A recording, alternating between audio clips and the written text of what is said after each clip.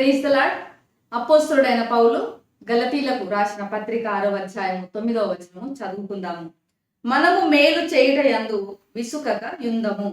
మనము అలయక మేలు చేసితిమేని తగిన కాలమందు పంట కోతుము. కొన్నిసార్లు మనం చేసే పని మంచిదేనా అని ఆలోచిస్తుంటాము.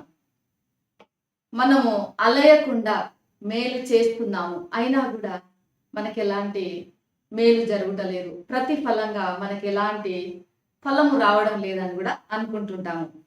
మనకు కలిగినదంతా కూడా ఇచ్చివేస్తున్నాము. మరి ఇతరుల అవసరతలను చూసినప్పుడు వాళ్ళకి ఎలాంటి మేలు చేయలేకపోతున్నామే, బ్యాలెన్స్ చేయలేకపోతున్నామే అని కూడా మనం సతమతం అవుతుంటాము. మరి కొన్నిసార్లు ఇంత చేస్తున్నా మనకొచ్చే మేలేంటి, మనకు జరుగుతున్న మేలేంటి, మనకు వచ్చిన ఫలం ఏంటి, ఇంత మేలు చేసినా కూడా అని కూడా మనకు అనేకమైన ఆలోచనలు మన మనసుల్లో పుడుతుంటాయి. కానీ దేవుడు మనం చేసే ప్రతి పనిని కూడా ఆయన గమనిస్తున్నాడు. మనం చేసే ప్రతి చిన్న కార్యమును కూడా ఆయన చూస్తున్నాడు. దానికి తగినటువంటి లెక్కను కూడా ఆయన రాసుకుంటాడు. అంటే తన రాజ్యంలో మనం చేసే చిన్న పనికి కూడా ప్రతిఫలం ఇస్తాడు. ఏది కూడా వ్యర్థంగా పోదు. అంతగా ఆయన యాక్యురేట్గా పనిచేసే దేవుడుగా ఉన్నాడు. కొన్నిసార్లు మనం చేసిన పనులకు ఎలాంటి ప్రతిఫలము ఉంటుందో చూస్తే బాగుంటుంది అని కూడా మనం అనుకుంటాము. దేవుడు దానికి కూడా జవాబిస్తాడు. తెర తెరిచి చూపిస్తాడు. ఆ తెర వెనుక దేవుడు చేసే కార్యాలను కూడా మనం చూడగలము.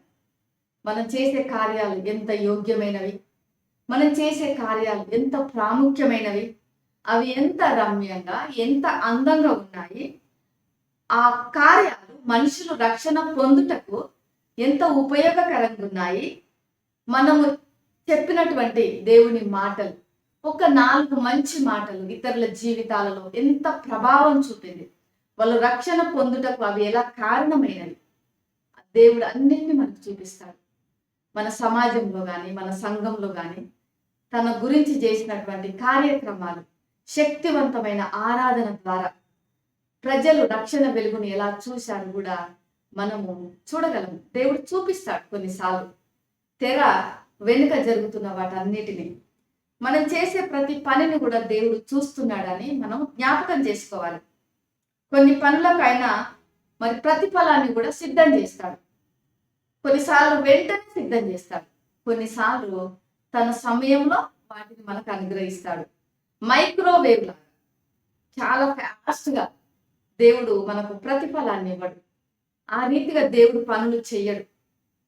కానీ తనకంటూ ఒక విధానం ఉంది, తనకంటూ ఒక శైలి ఉంది, తనకంటూ ఒక సమయం ఉన్నది, తనకంటూ ఒక ప్రణాళిక ఉంది.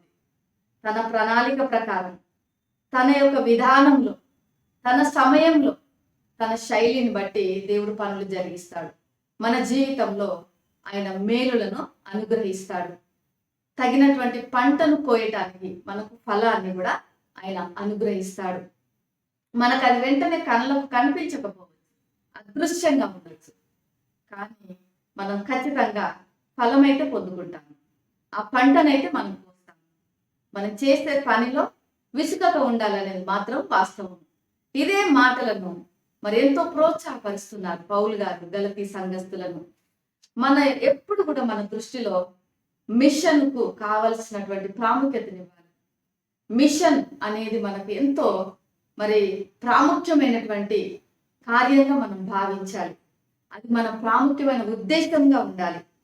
మిషన్ పరిచర్య దేవుడు మనకు అనుగ్రహించాడు. యేసు ప్రభువుల వారు మనకు ఇచ్చారు. ఆ మిషన్ ఏమిటంటే ఇతరులకు మేలు జరిగించటం. క్రీస్తు సువార్తను 4 మాటలు, మంచి మాటలు ఇతరులకు తెలియజేయటం కూడా ఒక మేలే. ఎందుకంటే మన చుట్టూ నశించిపోతున్న ప్రజలు ఉన్నారు, కృంగి కృషించిపోతున్న వారు ఉన్నారు, ఎంతో నిరాశలో మరి నిరుత్సాహంతో ఉన్నటువంటి వారు ఉన్నారు. వారికి ఆ సమయంలో కావాల్సింది ఎలాంటి మేలు అంటే 4 ప్రోత్సాహకరమైనటువంటి మాటలు. కొన్నిసార్లు ఫైనాన్స్ అవసరం పడవచ్చు, కొన్నిసార్లు మన యొక్క ప్రజెన్స్ అవసరం పడవచ్చు, కానీ ఇంకొన్నిసార్లు మన 4 మాటలు కూడా వారిని ఆ పరిస్థితుల నుంచి లేవనెత్తగలవు. అది కూడా ఎంతో గొప్ప మేలు. కృంగిపోతున్న వారిని లేవనెత్తడం ఎంతో గొప్ప మేలు. పడిపోతున్న వారిని మరి ఉద్ధరించడం ఎంతో గొప్ప మేలు. నిరాశలో, నిస్పృహలో, మరి పాప పంకిలమైనటువంటి పరిస్థితులలో పడిపోయిన వారిని లేవనెత్తడం కూడా ఎంతో గొప్ప మేలు. దాన్ని మనము మిషన్గా మనం ఎంచాలి. దేవుని ఉద్దేశం అది. లేవనెత్తడమే ఆయన ఉద్దేశం, విడిపించటమే ఆయన ఉద్దేశము, విమోచించటమే ఆయన ఉద్దేశం. ఆ విమోచన కార్యంలో మనము పాలి పంపులు పొందటమే గొప్ప మిషన్ యొక్క కర్తవ్యము. మరి మనము ఈ ఉదయకాల సమయంలో చుట్టూ ఉన్నటువంటి వారిని ఒకసారి పరిశీలించుదాము. ఇతరులకు మేలు చేయడంలో విసుకక ఉందాము. దేవుడు మనకి ఎన్నో టాలెంట్స్ ఇచ్చాడు, ఎన్నో ఎబిలిటీస్ ఇచ్చాడు, ఎన్నో స్కిల్స్ ఇచ్చాడు. వాటన్నిటినీ ఇతరులకు సహాయపడుటలు, ఇతరులకు మేలు చేయటలు మనం వాడినప్పుడు ఎంత గొప్ప అద్భుతాలను మనం చూడగలము. ఎన్నో గొప్ప అద్భుతాలను చూడగలము. ఎన్నో జీవితాలు రక్షణ వెలుగును చూడడానికి అవకాశం అనేది ఉంది. కాబట్టి ఉదయకాల సమయంలో మీరు విసిగిపోతుండొచ్చు. ఇంత మేలు జరిగించాము, అక్కడ అంత పెద్ద కార్యం జరిగించాము, అక్కడ అంత మరి సహాయం చేశాము అని మనం అనుకుంటుండొచ్చు. కానీ దేవుడు మీరు చేసిన ప్రతి పనికి దేవుడు లెక్కను ఖచ్చితంగా చూసుకుంటాడు. అంతకు మించి రెట్టింపు దీవెన, రెట్టింపు మరి ఆశీర్వాదము, రెట్టింపు ఫలాన్ని, ప్రతిఫలాన్ని మీకు అనుగ్రహిస్తాడు. మీ పిల్లల పిల్లల పిల్లలు పిల్లలు కూడా తరతరాలు దేవుడు వారిని ఆశీర్వదిస్తాడు. నీతిమంతుని సంతానము విడిచిపెట్టబడుట నేను చూడలేదు అని దావీదు భక్తుడు మరి కీర్తనకారుడు తన యొక్క కీర్తనలో ప్రస్తావించాడు. కాబట్టి మీ నీతి ఫలం మీ కొరకు దాచబడి ఉన్నది. మీ యొక్క ఫలము మరి మీ పిల్లలకు కూడా అందించబడుతున్నది. ఈ ఉదయకాల సమయంలో ఈ మాటలు నమ్ముదాము.